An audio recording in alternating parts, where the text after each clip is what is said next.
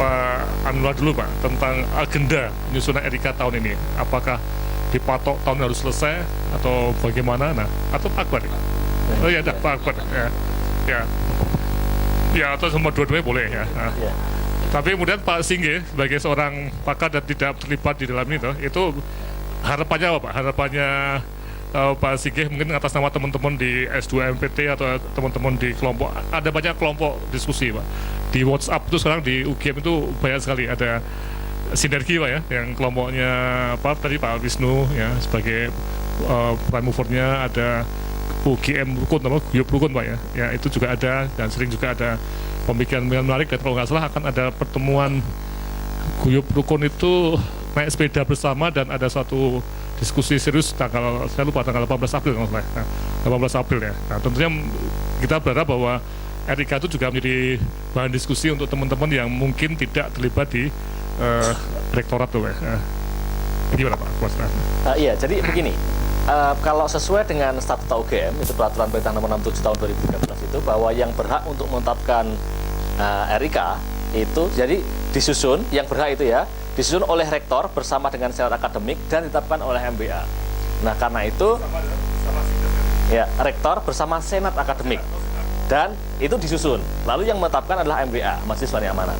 Nah, dalam hal ini saya tidak bisa mengatakan kapan beliau akan menetapkan itu. Ya, tugas kami adalah mempersiapkan draft yang kemudian syukur bisa dalam waktu sekian bulan ke depan selesai begitu, untuk kemudian disampaikan kepada pimpinan UGM untuk kemudian dibahas lagi gitu, dan kalau sudah final oleh beliau-beliau tentu akan disampaikan, dibahas lagi bersama senat akademik dan dibawa ke MBA. Nah, kapan selesainya saya nggak bisa bilang, saya kira di luar kewenangan saya gitu. Dari di sini nanti kita bisa tanya pada rektorat ya bagaimana, atau Bu Ika sedangkan ada komentar nah. Okay. Ya.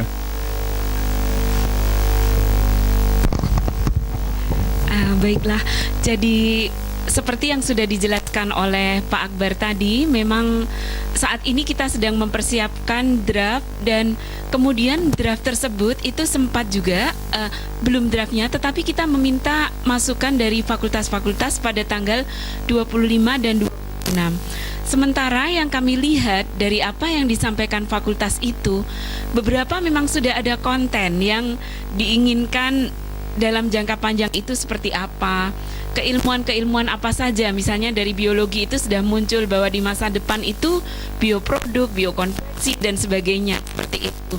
Tetapi memang kalau kita melihat itu hal tersebut lebih pada view atau apa ya, pandangan dari manajer fakultas yang saat ini ada. Artinya belum secara terlembaga itu ada unit pengembangan di tingkat fakultas yang memikirkan 25 tahun ke depan itu, misalnya fakultas kedokteran gigi atau fakultas yang lain itu harus seperti apa, itu belum ada. Hanya terbatas pada misalnya Renstra saja, dan yang kemarin muncul itu memang sudah ada pemikiran-pemikiran ke depan, tetapi belum merupakan kertas kerja yang dilembagakan begitu.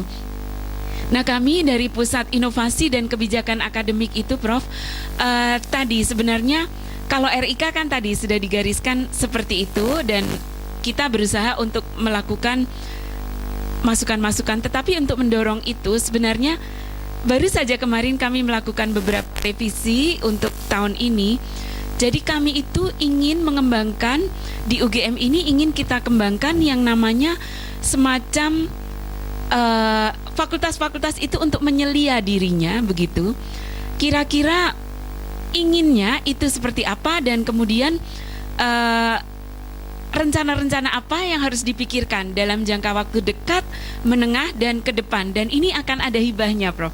Jadi dorongan semacam ini yang akan kita coba lakukan, karena masing-masing kan tentunya sangat spesifik kondisinya. Sehingga dari sanalah sebenarnya kita ingin menghidupkan yang namanya pengembangan unit atau fakultas begitu. Yeah. Saya kira ini menarik ya, karena proses tadi yang bottom up tadi ya, itu yang bagaimana detailnya atau bagaimana prosesnya ini yang tadi yang Bu Ika katakan, kalau mungkin hanya mengundang 2 hari itu kita belum tahu apakah itu hanya pendapat pribadi dekan yang mungkin dosennya bisa ratusan ya, nah, itu tidak paham ya, atau betul satu proses yang di Kanet atau di fakultas itu sudah disusun sehingga aspirasi dari seluruh dosen itu tertampung nih. Ini karena sekali menyangkut rencana jangka panjang ya. Dan saya sendiri paling khawatir kalau terjadi suatu situasi, itu kan cuma rencananya rektorat, bukan rencananya kita. Jadi ada semacam kepemilikannya nggak ada, ownership-nya itu nggak ada. Nah itu Pak, atau bisa ya, bisa seperti itu. Risikonya, ini risiko loh.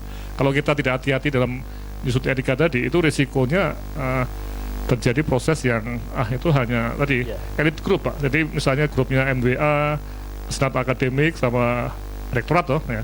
Jadi tiga ini memang sangat powerful dalam statuta ya, tapi saya yakin ketika kelompok ini juga tidak bisa mengendalikan ribuan dosen Pak.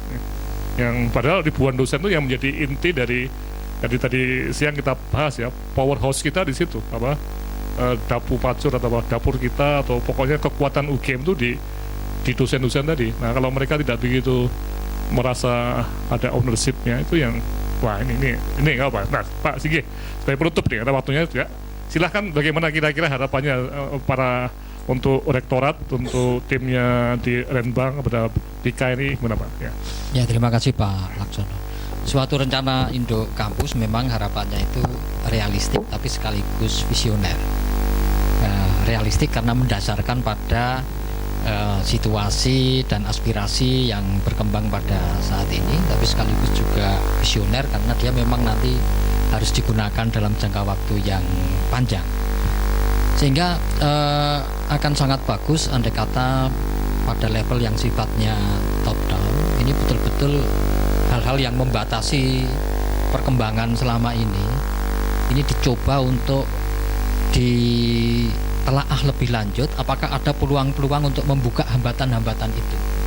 Sebagai misal, selama ini katakanlah pengembangan profesorship itu dimulai dari bawah.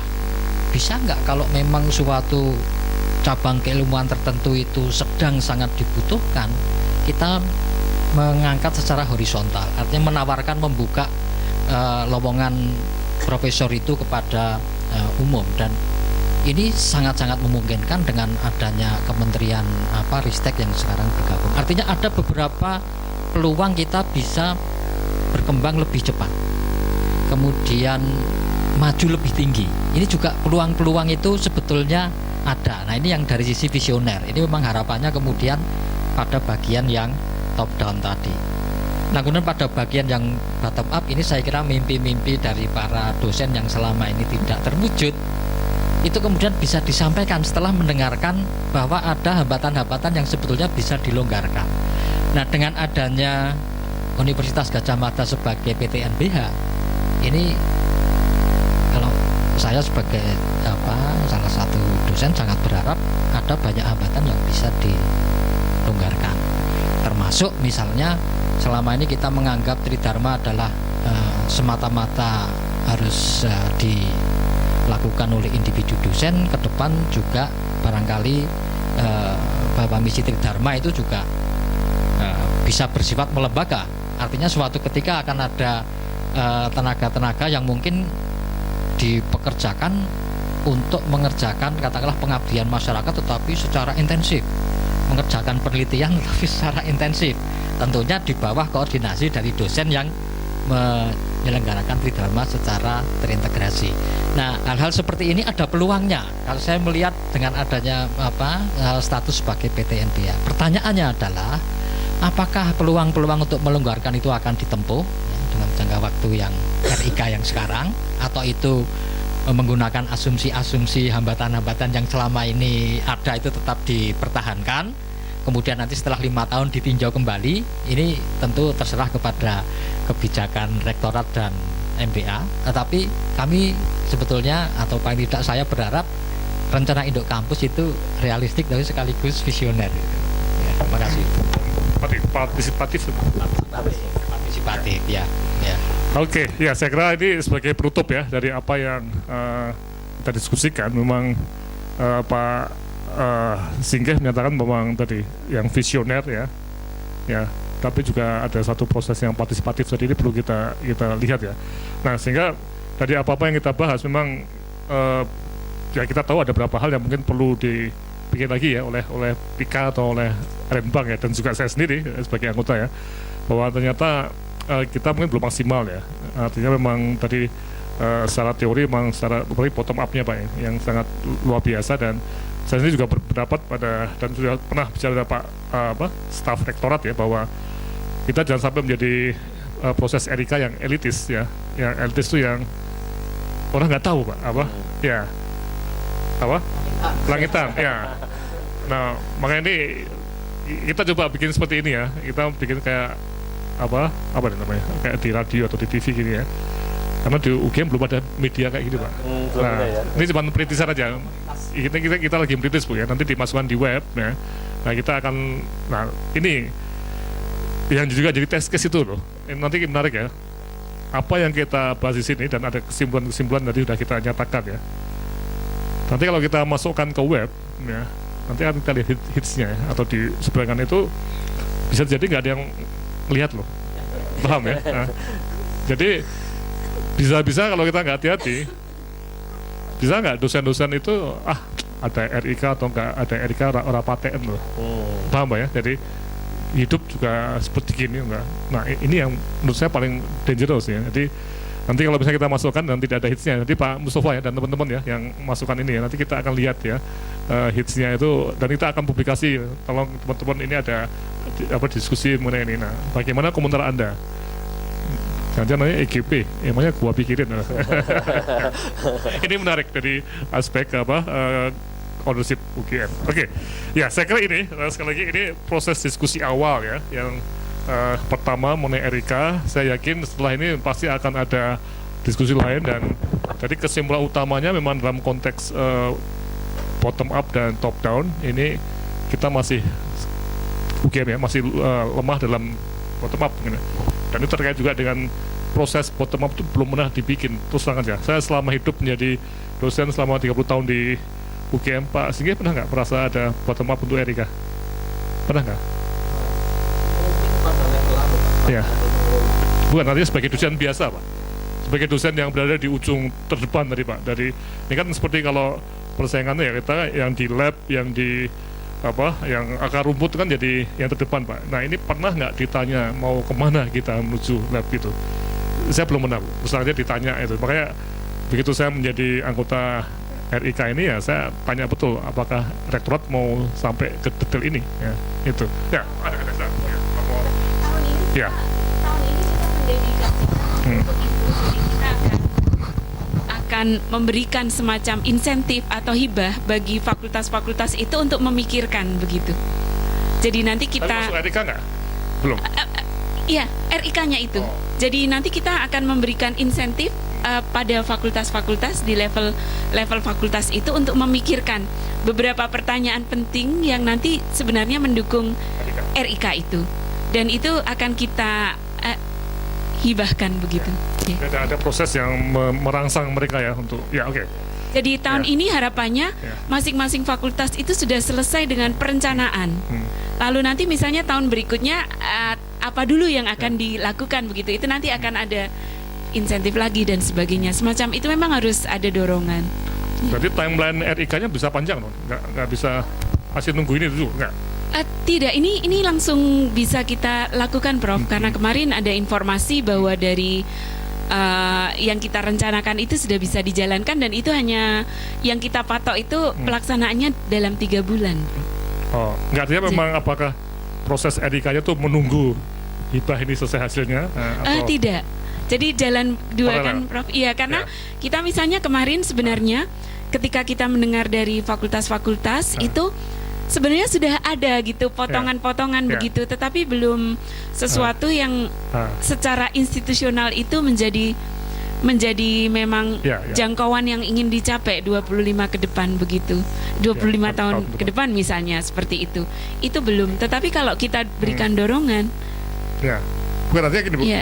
Hibah tadi kalau misalnya itu secara formal itu akan dimasukkan sebagai bahan untuk RIK, itu berarti ada proses yang partisipatif dengan hibah tadi ya.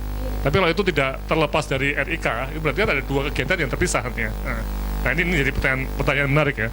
Apakah RIK yang nanti disahkan oleh MUA tadi ya itu mengakomodir ada hasil hibah tadi Pak. Ini yang menarik ya. Sekali lagi ini bukan nggak usah jabatan dulu ya. Ini masih pertanyaan terbuka yang masih akan kita diskusikan nanti. Tapi intinya memang saya pribadi mengharapkan adanya RIK yang partisipatif. Ini yang perlu. Begitu ya. Ya. Nanti kami juga mohon masukan Prof. Laksono untuk bagaimana supaya implementasi dari dorongan kita ke unit-unit itu tadi tidak kemudian malahan sesuatu yang jalan sendiri-sendiri dengan RIK yang sedang kita susun itu. Jadi kalau saya kira kalau nanti hibah itu juga dikaitkan dalam konteks RIK, mereka sebenarnya teman-teman di fakultas juga akan lebih serius, atau kalau cuma hibah tuh paling cuma hibah aja, atau nggak ada implikasi pentingnya. Tapi kalau ini kan saya bayangkan kalau sampai ke 25 tahun bisa mempengaruhi RIK-nya, misalnya fakultas kedokteran. Kita itu akan kerjasama dengan fakultas biologi dan teknik dalam hal ini, menghasilkan produk-produk ini. Atau bersama-sama dengan fakultas ekonomi dan filsafat menghasilkan produk-produk tertentu yang, ini yang saya jadi kalau ada masa yang cukup untuk tiap-tiap fakultas itu bisa mengembangkan RIK-nya bersama fakultas lain juga loh, ada semacam interkoneksinya, itu mungkin lebih menarik ya. Jadi dan nanti kita bisa bayangkan diskusi semacam ini tuh bisa banyak apa. Jadi misalnya saya di doktoral itu juga akan free thinking about tentang sebuah pengembangan ilmu kedokteran yang terkait dengan fakultas ekonomi itu, dengan teman-teman fakultas ekonomi ya. Tapi ini kembali lagi timelinenya tuh yang tadi topik segmen 3 tadi masih belum kelihatan ya. Jadi mohon nanti dicari lagi jawabannya di rektorat ya. Ini timelinenya kapan ya? Harus jadi kapan ya? Oke, saya kira ini kesimpulannya memang masih banyak hal yang perlu kita kembangkan, tapi tidak apa. Ini adalah diskusi pertama dan kita berharap model diskusi ini seperti ada semacam TV UGM yang media UGM ya, yang bisa dipakai dan bisa dilihat, dikomentari orang lain ya. Ini saya ya. Oke, terima kasih. Mari kita tepuk tangan untuk para pembahas ya, Pak Akbar, Pak Singgih, dan Pak Anullah, dan juga Bu Pika. Oke, sekian dan terima kasih. Sampai bertemu lagi pada forum keempat mengenai pemimpin struktural ya. Nanti kita akan diskusikan 1 bulan lagi. Sekian dan terima kasih.